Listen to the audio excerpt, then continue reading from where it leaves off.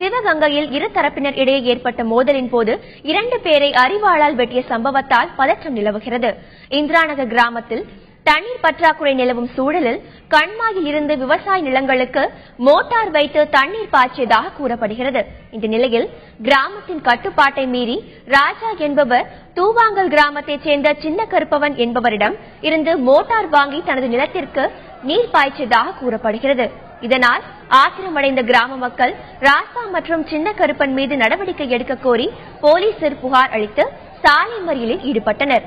அப்போது சின்ன கருப்பன் ஆதரவாளர்களுக்கும் இந்திராநகர் கிராமத்தைச் சேர்ந்த இளைஞர்களுக்கும் இடையே ஏற்பட்ட மோதலில் 2 பேருக்கு அரிவாள் வெட்டு விழுந்தது. இதனால் ஆத்திரமடைந்த இரு தரப்பினர் கட்டைகளுடன் ஒருவரையொருவர் தாக்க முயற்சித்ததால் பரபரப்பு ஏற்பட்டது.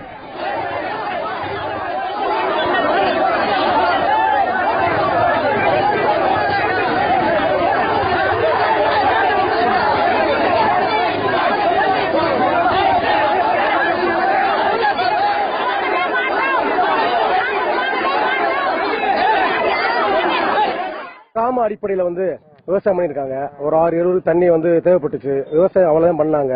அவங்க தண்ணி இருக்கிறதுக்கு கிராம ஒப்பந்த அடிப்படையில் தாலுகா ஆபீஸ் மூலமாக பேசி தண்ணி அடிக்கப்பட்டது. இதை ஒருவர் தடுத்தாங்க. பெரிய தாலுகா அடிக்க சொல்லிவிட்டார்கள். அவர் வேணுமென்றே ஒரு தரிசுக்கு விவசாயம் நிலத்துக்கு பாய்ச்சி விட்டார். இதனால் திருப்பி நாங்கள் தட்டி கிடந்து எங்களை அடிக்க மற்ற ஜாதிக்காரர்களை வைத்து அடிக்க முயன்றார்கள்.